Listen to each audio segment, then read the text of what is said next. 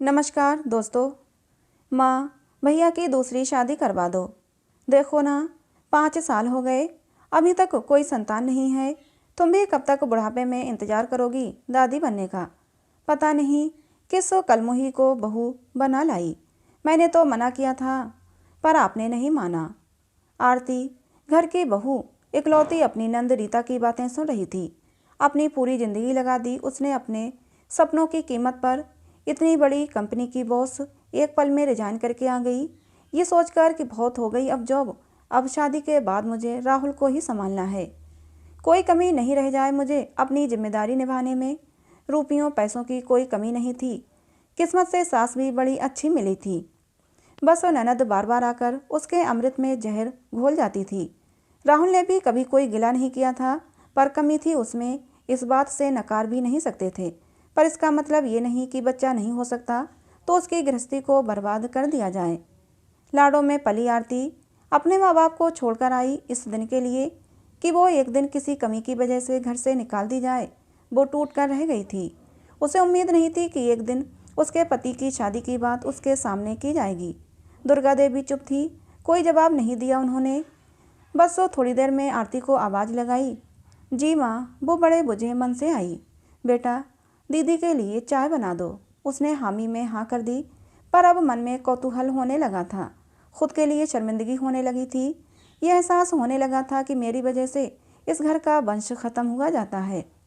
अब ये तिल तिल खुद को सजा देने जैसा था। जब भी राहुल किसी बच्चे को देखते तो उस पर दिलो जान लुटाता।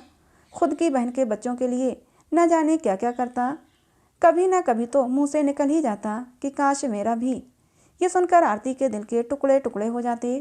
कुछ दिन बाद आरती और राहुल की मैरिज एनिवर्सरी थी, पर उस बार उसने मनाने से मना कर दिया। उसका मन नहीं था, पर राहुल नहीं माना। वो रात को केक ले ही आया।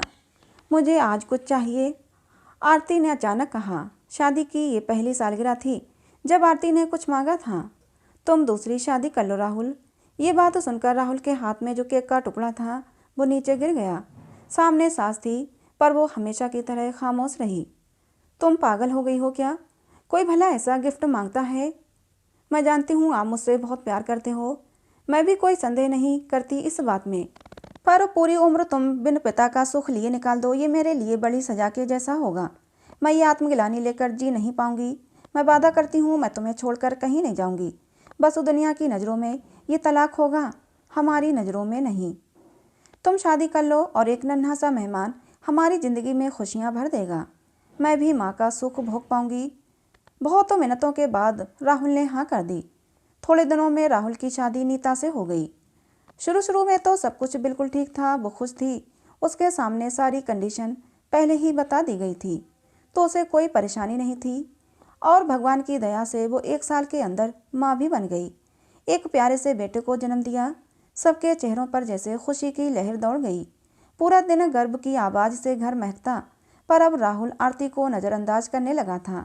वो सारा दिन एक आया की जैसे गर्भ को पालती और नीता राहुल के साथ मज़े करती। एक दिन गर्भ ने नीता को कुछ गलत कह दिया, जिसका सारा इल्ज़ाम आरती को सुनना पड़ा। आरती को बहुत बुरा लगा। क्या पट्टी पड़ा रखी है मेरे बेटे को दीदी? बस वो बहुत हो गया दाना पानी आपका इस घर में। अब आप अपने मायके का रुख करो। ये बात जितनी कड़वी थी उतनी ही आसानी से नीता के मुंह से निकल गई, पर राहुल और उसकी माँ ने एक शब्द आरती के लिए नहीं बोला। आरती ने कभी नहीं सोचा था कि ऐसा दिन भी आएगा कि सब कुछ लुटा देने के बाद खुद उसके पास कुछ नहीं बचेगा। बहते आंसुओं के साथ वो अपने कमरे में चली गई और थोड़ी देर के बाद एक बड़ा सूटकेस लेकर बाहर निकली, पर किसी के मुंह से एक शब्द भी नहीं निकला।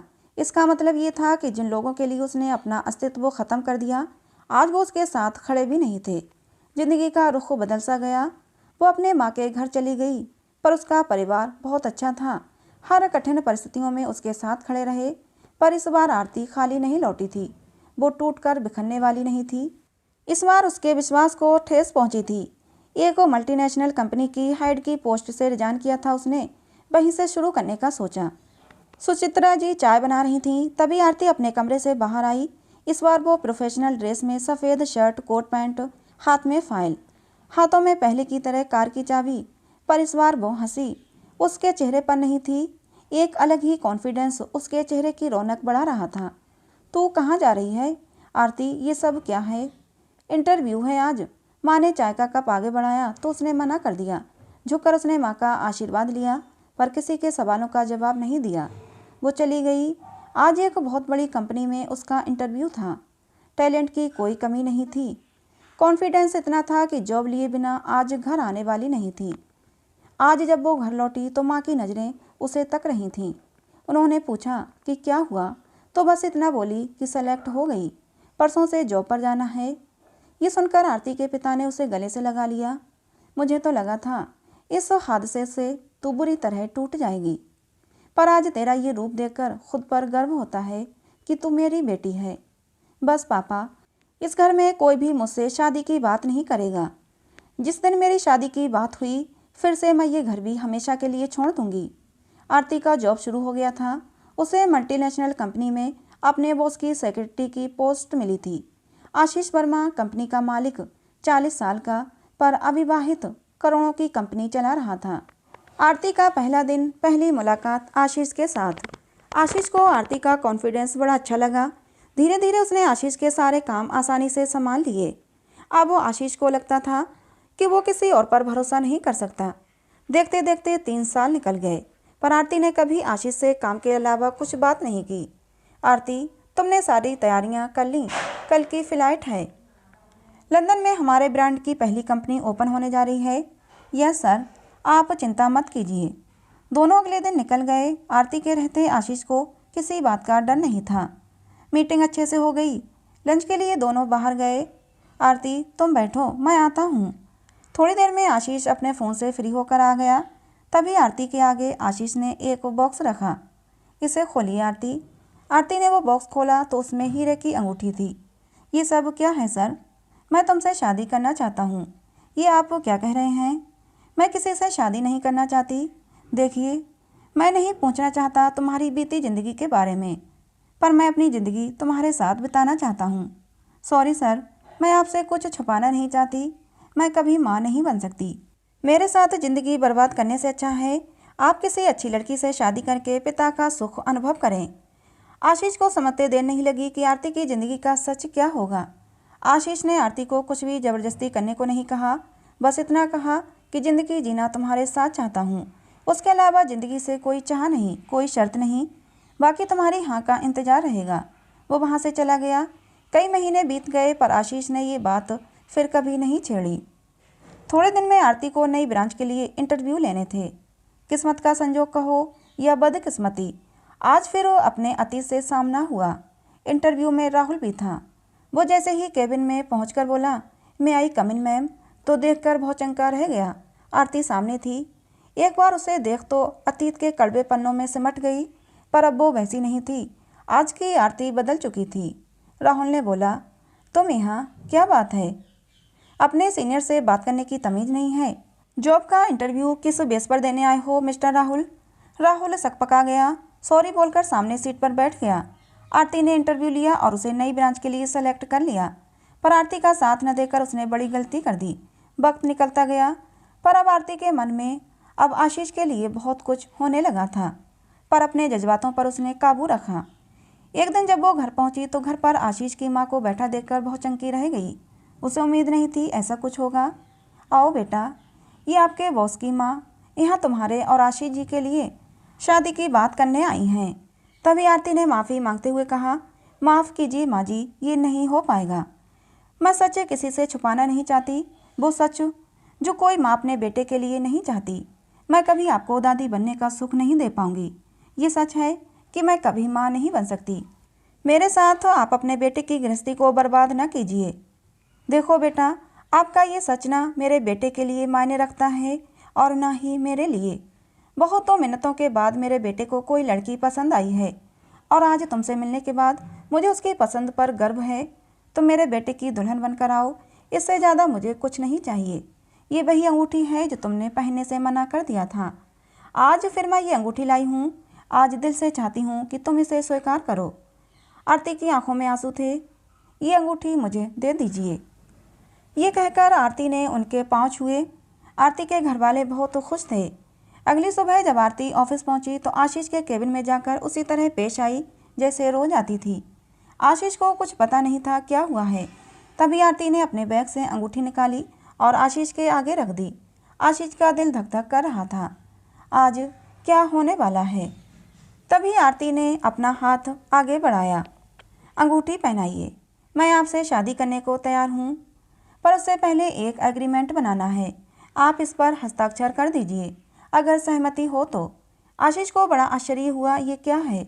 उसमें लिखा था कि मैं कभी मां नहीं बन सकती। इस कमी के रहते अगर भविष्य में मुझसे रिश्ता टूटने की बात हुई तो इसके लिए आशीष जिम्मेदार होंगे। और भी बहुत तो कुछ था जिसे पढ़ते वक्त तो आशीष की आंखें भर आईं। तुम्हें मुझ पर विश्वास नहीं आरती? माफ़ कीजिए, अब तो मुझे खुद के लिए भी विश्वास नहीं है। मैं प्रैक्टिकल हूँ और ज़िंदगी को वादों के हिसाब से नहीं जीती। आशीष ने बिना कुछ कहे हस्ताक्षर कर दिए। कुछ दिन में दोनों की शादी हो गई। यहाँ भी आरती कभी अपनी जिम्मेदारी से पीछे नहीं हटी, पर इस बार वो सिर्फ घर पर नहीं, अपनी प्रोफेशनल लाइफ से भी जुड़ी रही। और यही उसका वजूद था। कुछ साल बीते, हंसी खुशी। एक दिन ऑफिस में काम करते करते वो बेहोश हो गई। केबिन में वो अकेली थी। थोड़ी देर पहले ही उसने दरवाजे पर डिस्टर्ब नहीं करने का बोर्ड लगाया था। आशीष भी अपने काम में व्यस्त था। बहुत देर तक उसके केबिन का रुख किसी ने नहीं किया। जब रात हुई तो आशीष ने दरवाज़ा खटखटाया, पर कोई आवाज़ नहीं आई। तब गेट को धक्का लगाकर देखा तो आरती बेहोश जमीन पर पड़ी थी। आशीष ने तुरंत अस्पताल पहुंचाया। वो बेहोश थी।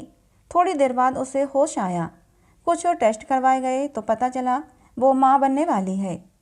ये सुनकर आशीष को यकीन नहीं हुआ। आरती ने और घरवालों ने जब सुना तो कोई भी इस बात पर यकीन नहीं कर पा रहा था। तब वो डॉक्टर ने कहा कि आपकी ओवरी में ब्लॉकेज था, जिसकी वजह से आप मां नहीं बन पा रही थीं। इसे चमत्कार कहिए या किस्मत, ऐसा बहुत कम होता है, लगभग नहीं के बराबर। भगवान ने खुशी आपकी किस्मत में लिखी थी। आंखों से बहते झरझर आंसू भगवान को धन्यवाद दे रहे थे। किस्मत की बात थी, आरती की ज़िंदगी में ये कमी भी पूरी हो गई।